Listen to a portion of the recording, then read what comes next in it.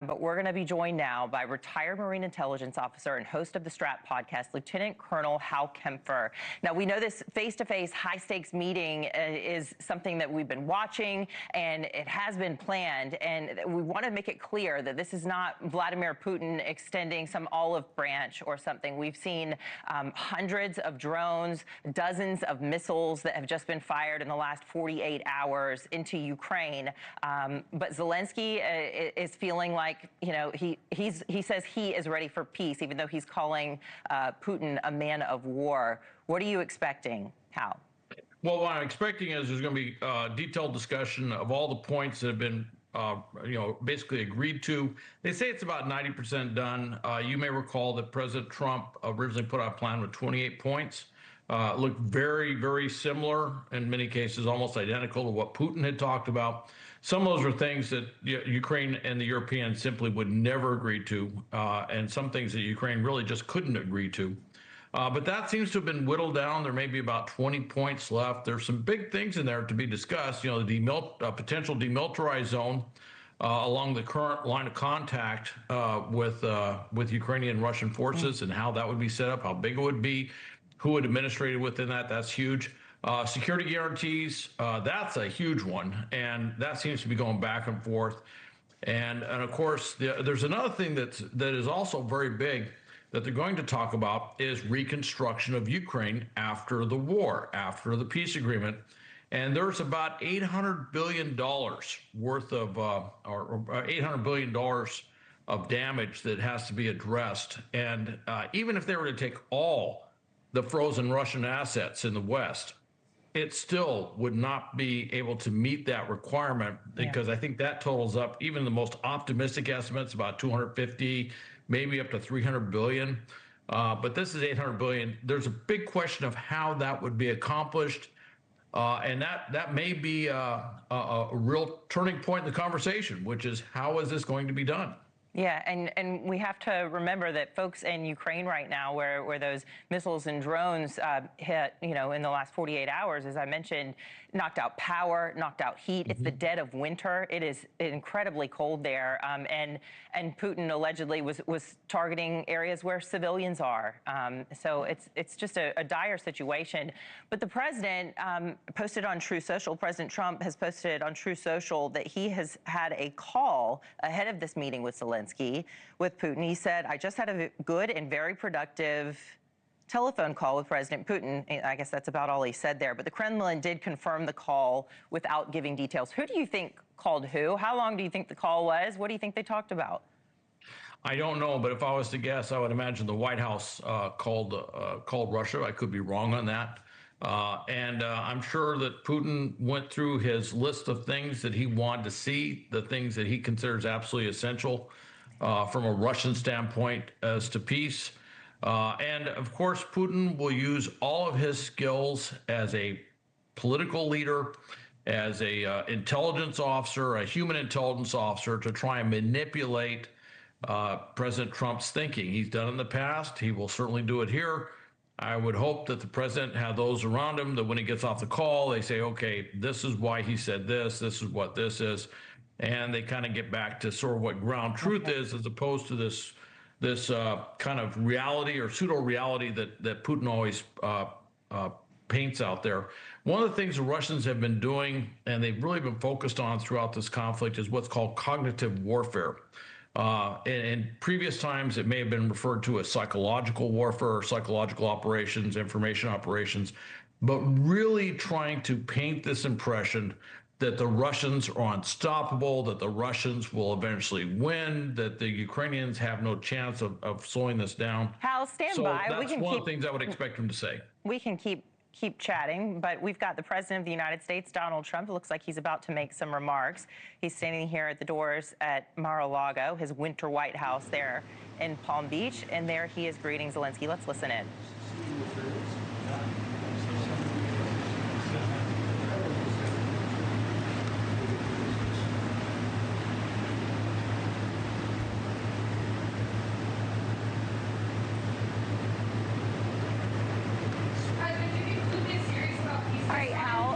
What do you make of the tone, the mood, what we're seeing right now? One thing that stands out to me. Got to make a deal. Got to get it done. Too many people dying, and I think both presidents want to make a deal. I believe that they're going to brief you. We need Putin again soon. Depends. I do believe that we have the makings of a deal that is good for Ukraine, good for everybody. It's very important. There's nothing more important, my book. We settled 8 wars, and this is the most difficult one. I thought it would be in the middle of the pack. This is the most difficult one, but we're going to get it done. We're going to have a great meeting today. This gentleman has worked very hard. He's very brave, and his people are very brave. What they've gone through, no nation, very rarely has a nation ever had to go through this. So we're going to have a very good meeting today, I think, and I'm also calling President Putin back after the meeting, and we'll continue a negotiation. Pretty complex, but not that complex.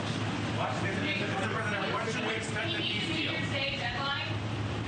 I don't have deadlines. You know what my deadline is? Getting the war ended. We don't have deadlines. You do what? Are you prepared to sign security agreement with Ukraine? Well, it depends what the security agreement says. What a dumb question. Nobody even knows what the security agreement is going to say. But there will be a security agreement. It'll be a strong agreement. And the European nations are very much involved in that. They'll be very much involved in protection, etc. But the European nations have been really great. They're very much in line with this meeting and getting a deal done. They're terrific people. I think you can say that. There's nobody there. They all want to get it done, and they've been very supportive, I think. That's it. Thank you so much, Mr. President. Thank you for this meeting. Thank you for your invitation. Yes, really, I agree with the President. Our teams, they do what they can. And I think that during last month, they moved forward with negotiations and Americans. Thank you very much for your team, Steve and Jared. And they worked very well. I think they worked on different documents. I hope that all these documents can bring peace as quick as possible. So, and I agree with the President that we're in the European Union. Yes, and the President is in contact with them, and maybe we'll We can go today. Maybe we should go. today. What made you want to come in person to meet the president today? Sorry? What made you want to come here to Mar-A-Lago to meet the president today? What? Yeah. What? Why? So we talk about our teams. They work on 20 points plan. Then they worked on prosperity and security document. And 20 points plan is very important. We have to discuss and sequencing. Very important. Our teams talked about strategy, how to make step by step, and to bring this closer. And we will discuss this strategy. Mr. President, are you willing to make territorial concessions? We will speak about 20 points plan.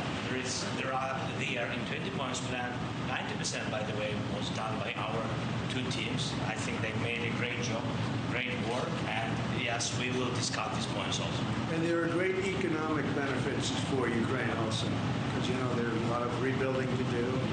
There's a lot of wealth to be had, and they have great wealth. Potentially, they have great wealth. They want to get started, but there's a great economic benefit for Ukraine in what we're talking about. President Trump, some are saying that the recent attacks in the past couple of days that Russia's staged against Ukraine shows that President Putin isn't serious about peace. What is your reaction to that? No, he's very serious. I think, I can say that I believe Ukraine has made some very strong attacks also. And I don't say that negatively. I think you probably have to. I don't say that negatively. But I think, he hasn't told me that, but there have been some explosions in various parts of Russia. And it looks to me like, I don't know. I don't think it came from the Congo. I don't think it came from the United States of America. It possibly came from Ukraine, but I haven't asked that question. Maybe I won't bother asking. They're fighting a war, and we'll see what happens. But I believe it's a war that we have 2 willing parties. We have 2 willing countries. They want to see it end. Look, the people of Ukraine want it to end, and the people of Russia want it to end, and the 2 leaders want it to end. Mr. President, some of the economic benefits for Ukraine, Europe is holding some billions in frozen Russian assets. Do you believe that should go to Ukraine to help rebuild, or go back to Russia and been determined, but it's going to go very quickly. I think we're in final stages of talking, and we're going to see. Otherwise, it's going to go on for a long time. It'll either end, or it's going to go on for a long time, and millions of additional people are going to be killed. Millions. So would you say, and nobody wants that. are you so frustrated with this expecting to get to any rate of today. What? Would you say When you say that you think it will either end or will go on for a long time, and you say you don't have a deadline. So what are you expecting out of today? I just think we can move very rapidly. I really feel that. We've spoken. I know you had dinner with Steve. Steve Witkoff and Jared have done a fantastic job. And everybody has. Marco's been incredible. The whole group has been, our group has been incredible. And Ukraine appreciates it, and Russia appreciates it. They both want to see it end, and we're going to get it ended. Thank you very much, everybody. Thank you. Thank you so much. We'll see you, I think, at the end, but I do think we'll call Europe also. We're going to speak to the European leaders. Thank you very much. All right, we're going to continue rolling on this as we watch Ukrainian President Volodymyr Zelenskyy go into Mar-A-Lago at the Winter White House with President Donald Trump as they try to talk through these peace negotiations. We know that the president says he just spoke to Russian President Vladimir Putin. He says he had a productive call, and the Kremlin has acknowledged that happened and confirmed that to the Associated Press. All right, let's just go ahead and take a look here at the causeway there. I believe this is what that is there at Palm Beach, Florida. We're going to bring in retired Lieutenant Colonel Robert L. Maginnis. Actually, we're going to go back to Hal Kempfer from the Strat podcast. Hal, welcome back to the show. What is it that stood out to you the most here? To me, I want to say it's that Trump said there are two winning parties, two winning countries. And when he was asked by one of the reporters there if Russia was really serious about this, given the amplified attacks that we've seen even over the weekend, he said, there have been explosions in Russia as well that may have come from Ukraine. What stood out to you, and what did you make of that? Well, I thought that was actually interesting, Anna, they brought that up. One of the things Ukrainians have been doing is a large number of deep strikes using long-range drones. They've also used the Storm Shadow missiles provided by Great Britain, which have U.S. components in them, and they've been using those very effectively. I've seen estimates that about half of the major oil refineries in Russia have been struck. There are estimates that up to 40% of the refinery production capability has been taken offline. It might be lower, but it could actually be higher potentially as well. This is causing huge implications for Russia in terms of its oil, its ability to export oil, its ability certainly to export refined products, and even refined products being delivered to major cities. There's also reports that they hit a number of major oil and gas facilities up around St. Petersburg. That's way up north in the Baltic. That's very far away from Ukraine. They've been hitting gas and oil facilities in the Caspian Sea. I should point out that Ukraine does not border the Caspian Sea. Again, that's very far away from Ukraine. And they've been hitting in and around. In fact, they've shut down the airports, I think, a couple times over the last couple of weeks with long-range drone strikes around Moscow.